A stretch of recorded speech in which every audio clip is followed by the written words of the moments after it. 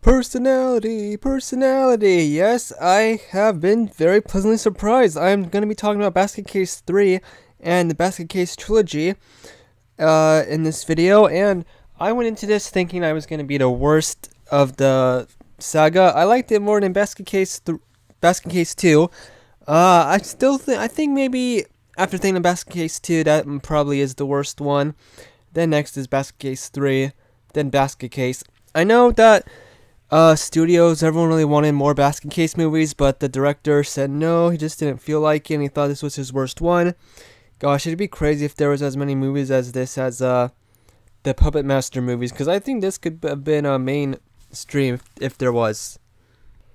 Yes, this is the movie, obviously, where after the very end of the last movie, Belial the monster gets his girlfriend Eve, who's also just like him, but a girl, pregnant, and they give birth to 12 kids. It's like the Octomom, but 12 before. And yeah, they all basically all look like Belial. There's also a lot more special effects and deaths and characters. If you remember the start of this movie is actually the ending of the second movie, but then it has a giant time skip of a few months because, yeah, as you see in this picture, Dwayne does not have Belial sewed into his side anymore. They took him off, and Belial does not want to speak to Dwayne anymore, and Dwayne is in like this psycho asylum room they have in the house, and he's all in a straitjacket at the very start of the movie and on the bus. But since Eve was pregnant, he decided to go to a friend's house in the south, and the house almost looks exactly like the house they were already in. But anyway, all the other people go there and to get Eve's pregnancy down. And her water breaks on the bus, but it's like a waterfall tsunami that comes out of the bus. What the heck? As you see, some of the, if not all of the freaks who returned from the second movie, their faces actually changed a little bit. They got more orange, or they got more creative, or deformed, so to say. And then they have some new ones as well. And I can't really think of any new ones that really stood out to me, except this guy who has like half of his head is basically like a giant bowling ball, so he just breaks things over his head for the heck of it. Granny Ruth knows a guy called Hal, and he's a doctor, and his son is called Little Hal, his like kid basically, who lives there, because the plot is that, if you remember from the second movie, this is where continuity kind of breaks a little bit. I mean, it doesn't really, it's just one word that was wrong. In the second movie, it said that Granny Ruth's son had 11 arms, and also that he died in childbirth. But no, as you see here, he is alive, and he's like this giant slug-like creature, almost looking like the caterpillar from Alice in Wonderland, but he has 7 arms. Behind the scenes, he's played by a comedian, and there's this scene where he's filming Eve giving birth to the 12 kids, and the guy just has to make up this stuff like 7 heaven, 9 Valentine. He actually made that stuff up on set, and they decided to go with it. That's a really funny story. He's a very smart guy, really into like inventions and stuff, so he makes a suit for Belial at the end, but I'll get to there eventually. While on the bus, Dwayne is in a straitjacket, but even though he's in a straitjacket, he talks to this girl. She revealed to be the sheriff's daughter. He finds her later after he skips the house, which is the moment he like gets out of a straitjacket. He stands there for 2 seconds, then he just dives out the window, and you hear like a cat meow or like screech or something. And he finds her at the sheriff's office, and then they just lock him up, and it's revealed, Dwayne's here, that means Belial's here, Times Square, Bradley Brothers, okay, we can get $1 million for this. So they go into the house, and they actually kidnap the 12 kids and kill Eve with a shotgun.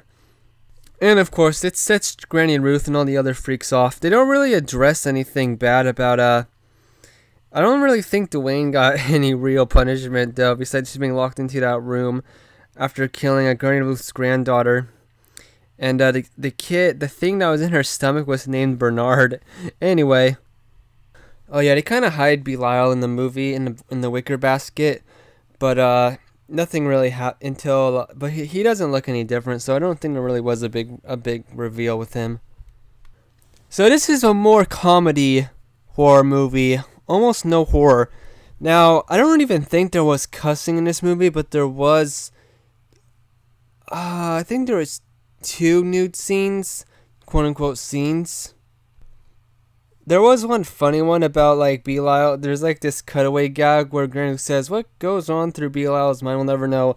And it shows Belial as himself, and there's these 2 nude girls who are, like, swooning over him. And then he gets waking up, and is like, hey, dude, you're a father. And I don't know, the line delivery is so funny. I hope I didn't already say this, but some of the creatures they brought back, or freaks they brought back from Basket Case 2, actually got more deformed and they looked different, so I thought that was a really cool detail.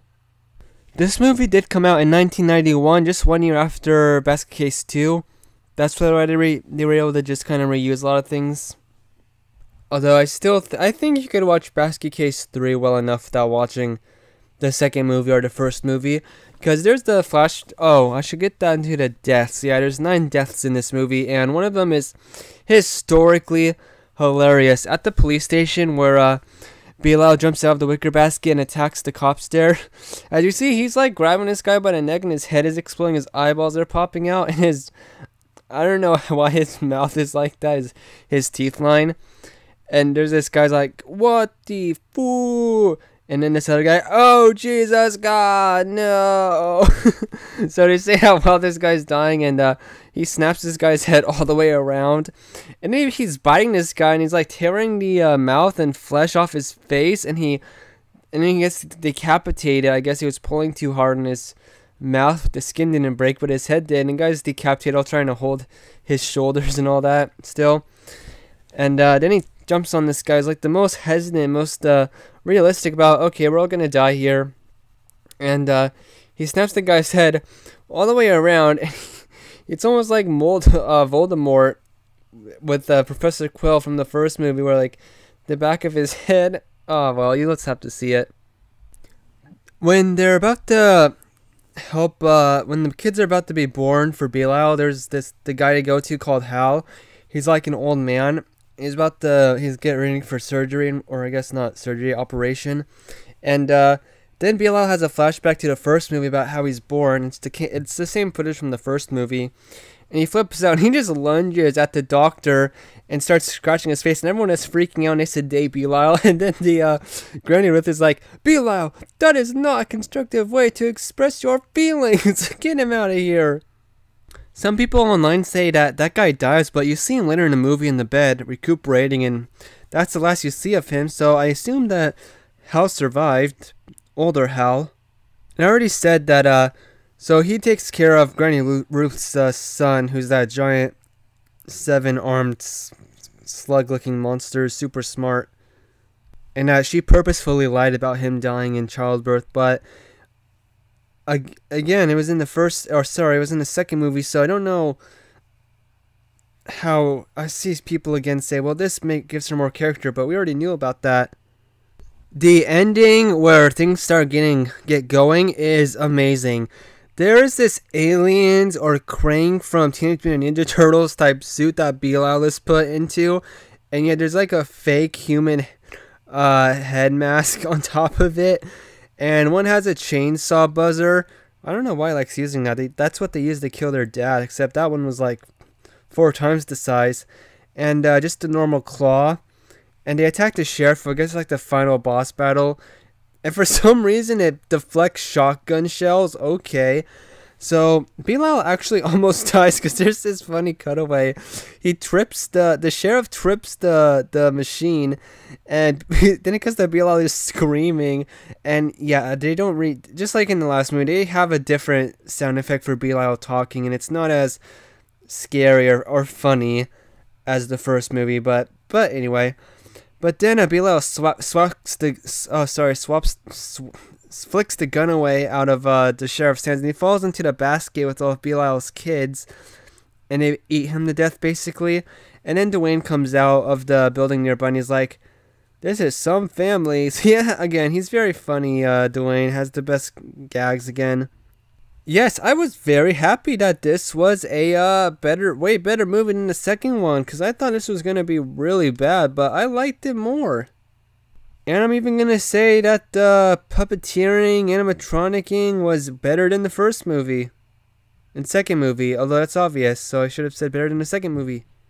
And there's even weird cutaway moments as well, like when, well, they're not really cutaway moments, but they're kind of random, like when the sheriff's daughter becomes like a dominatrix and has a whip, and it's gonna, Dwayne just uses that as a way to kind of escape, I guess, but okay, where did that come from? Because everyone must have known that that stuff was in the building, because she had to open up the lockbox to get it, but anyway. There was also this scene which, wow, Casey from the first movie and the very start of the second movie returns as like a fast food worker, and yet the store is named after her. And it's in the trailer. Almost her whole scene is in the trailer, and she's like, Granny Ruth orders like over 100 items, and she just like looks at her deadpan face like, to go, I'm assuming. The very end of the movie stops with, it's like a TV show you see happen, and basically Granny Ruth takes it over. It was about freaks being accepted by girls and why girls like them. And then Granny Ruth busts down the house and walks in on TV and is like, okay, we're going to be in public now. And that's the last shot of the movie. Probably the worst final shot of the movie, unless they made a 4th, 5th, 6th, 7th, etc. one. Maybe in modern day they can do it, not make a remake or of the movie if they want to make another one. Probably not, but still. Basket Case 3 as well. I never really wanted to think about it like this in the second movie, but in the third movie they kind of make it like the message of these freaks also being a little bit autistic. So you have that, and the message is just kind of the same about you know, people can be the real monsters. Because again, Belial is the only one who kills people in this. Oh no, he's not actually. Because actually, 2 other people die in this movie, not by Belial for once. What happens is, well, Belial is. Oh, I guess maybe it's technically Belial's fault. He twists that cop's head around. He fires his shotgun. Or no, he fires his shotgun while Belial's attacking him. Then he gets his head turned around, but when he fires the shotgun, it hits the girl, the sheriff's daughter, boom, right there, and she falls on top of one of Dwayne's babies and just squishes, and all this blood comes out. So, wow, 3 deaths in like 5 seconds in this movie. But it was an insane scene. I just had a lot of fun watching this movie. I can't really think of a message that's not the same as like, well, people can be monsters / freaks too, just based on their actions. Especially the fact that there's 2 cops. They're not ordered to by a sheriff, but they go to the house that all the freaks are in the South, when they go to the house, and they kidnap all the babies just for bait for Belial. Yeah, there's a scene where Belial's he sees Eves is dead and he gets all sad and mad, and I was kind of surprised. It's a little bit easier to sympathize with Belial in this movie, if you want to. I think if there was criticism from the 1990s movie about Belial and Dwayne kind of taking a back seat or being guest stars in the second movie, maybe it shouldn't have been called a Basket Case movie. This movie 100% makes up for it. Dwayne and Belial actually make up. The Bradley brothers actually get back together at the end of the movie to take down the sheriff and the 2 people who first kidnapped the babies. This movie was, honestly, this was probably the easiest movie to sit through. I almost watched it all in one go, like one sitting, but it was late at night. I thought, I'll just watch it, because I want to kind of watch these movies when I watch half, I'm making this up on the day I watch it, but half Friday night, and then the other half Saturday morning, late Friday night, early Saturday morning. But this was that good. There was a lot of other environments to look at. There was a lot of fun shots. There's a lot of weird moments. You didn't get to see the characters react. Like, there's this one, they park at like a normal store, basically a drugstore, I guess, and they park on the curb, the school bus, but you don't really see people freak out or have funny sayings or reaction. I think you would have gone that if it happened in the first movie or second movie.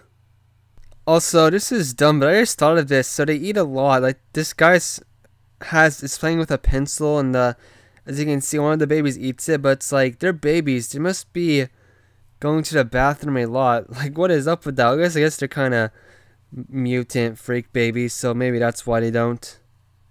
And I just learned this story. As you see on the bottom left, there's like this soda that's in the movie. It's very heavily advertised because they got basically a product placement, a advertisement agreement with this actual soda brand, and it was everywhere while making the movie. So I don't know, that's kind of fun. Actually, I guess, and it's kind of dumb to say going with the song, because there's a 2-minute musical scene they're singing on a bus because the driver